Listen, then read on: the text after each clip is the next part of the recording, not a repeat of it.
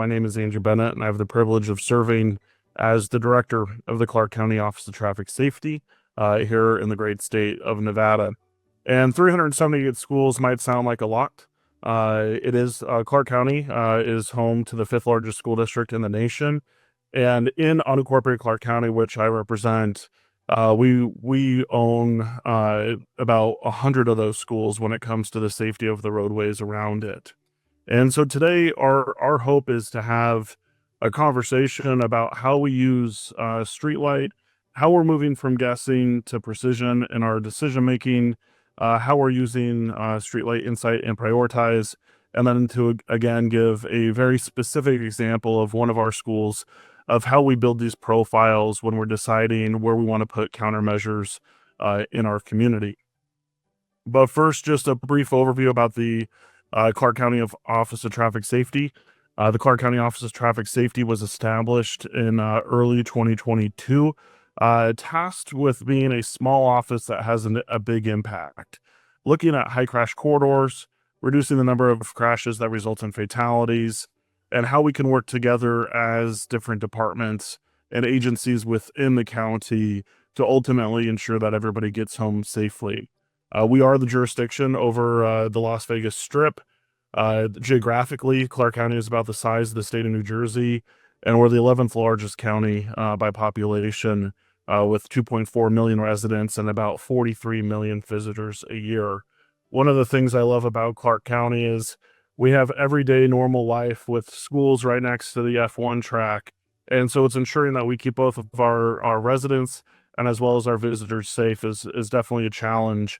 But the exciting thing that was focused on for us in our office was we were tasked by our Board of County Commissioners with creating essentially priority lists on how we can distribute countermeasures, make sure that the data is defensible, and that we can have a conversation with our community about what we are seeing.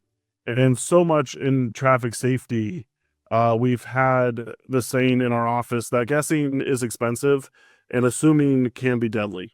And that has been a common theme of when we look at, well, why are people crossing the street? Why are people heartbreaking there?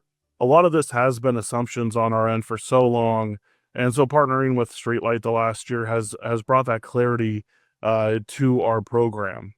And so how we use StreetLight Insight, number one is to have defensible data to justify safety projects.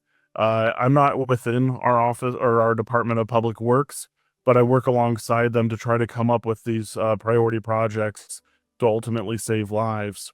Most importantly, I think one of the key items that we have found with StreetLight that we didn't necessarily expect was to be able to bring this data into our conversations with our residents, through public meetings, project scoping, and stakeholder discussions.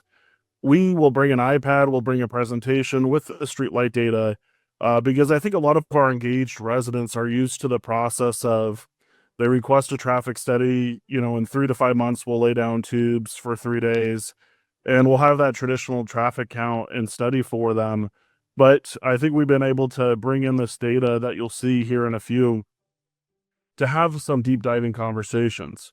We also are using it for near real-time responses to concerns, again, with the ability to screen almost instantly speed and volume concerns, as well as origin destination.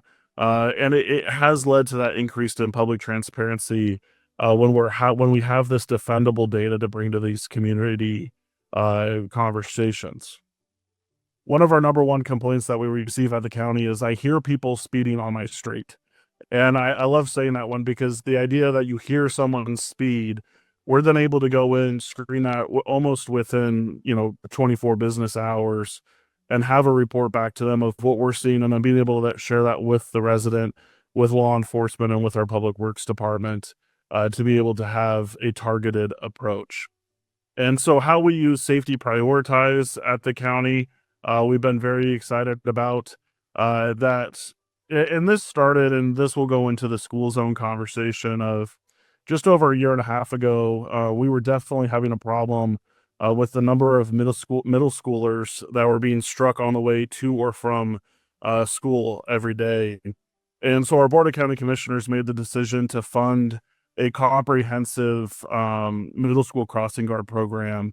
And at the same time as that funding request was approved, we were asked to screen our entire valley in every school zone.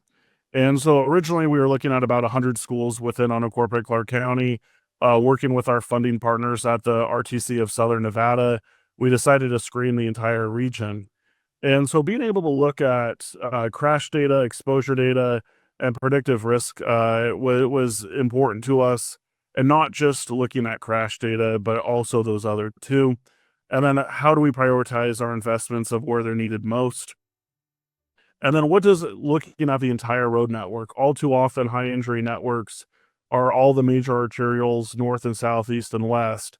But we wanted to look at school zones, high speed conflict areas, and compare like roads to like roads.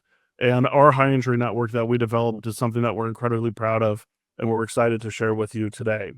And so to go specifically into the example that we were asked to share today of how we screened these school zones, was to come up with a safety profile using StreetLight for every single one of those schools.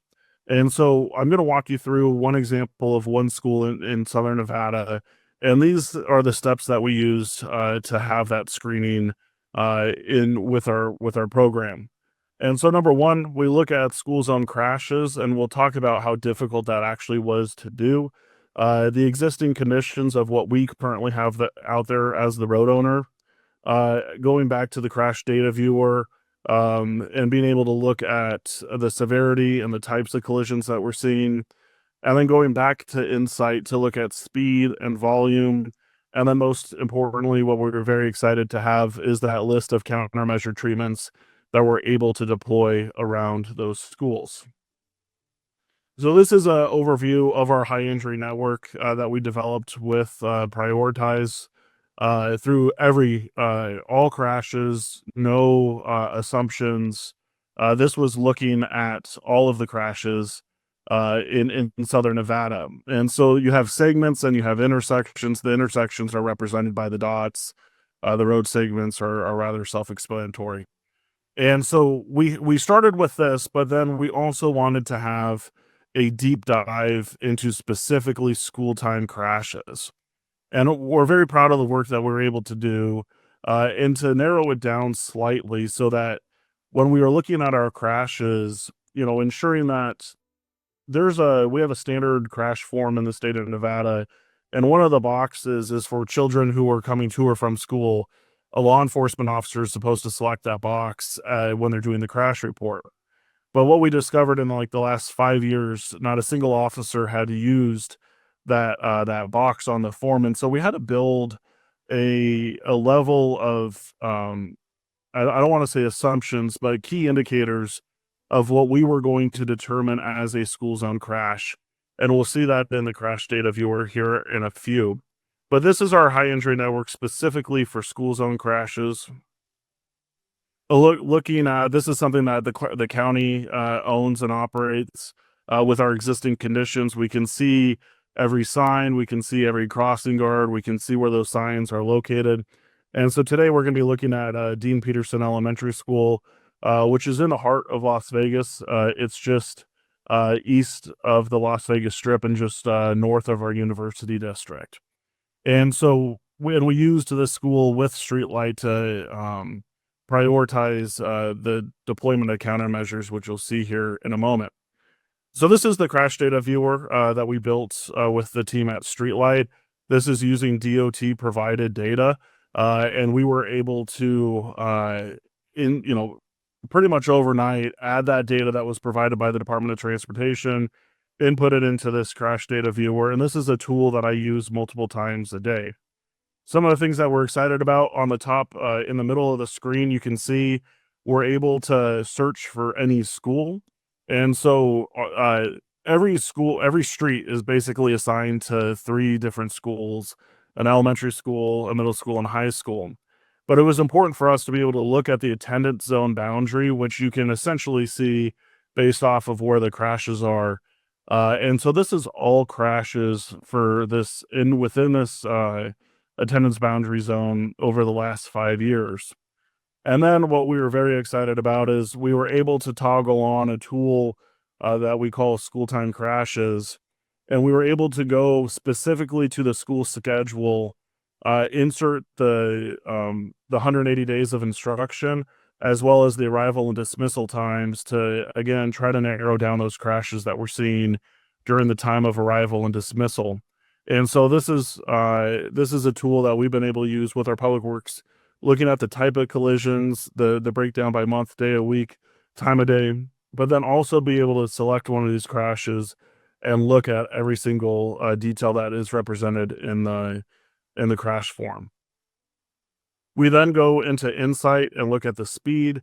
This is just looking at the 85th speed in the area.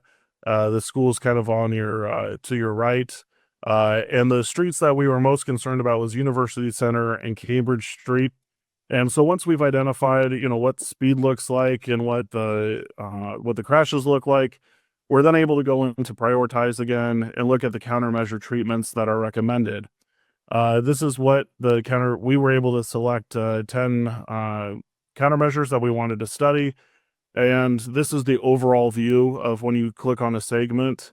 We're able to see some of the recommendations, a lot of bike and pedestrian, and a little bit of speed recommendations as well. We also have the opportunity to look at it at an intersection level. So we're looking at this school, the intersection that we're looking at is Twain and Cambridge in the southwest corner of the school. Able to look at the possible recommendations that we have for this school for the intersection. And then finally, we're able to select one of those countermeasures and really get into the weeds about the possibility of reduction in target crashes, get a comprehensive overview of the observed crashes, and then also look at the benefit cost ratio for each one of these countermeasures. And so based off of this, we were able to install some additional school zone flashers just to the west of the school, kind of where the parking lot is that we're looking at. And so we have now a comprehensive list of what our priorities are based off of this school safety profile that we've built for each one of these schools. So we know what countermeasures we would like to deploy, as well as ensure that we have that justifiable and defendable data when we're meeting with schools and principals and parents and students themselves, to let them know why we are at a school and where we got this data from.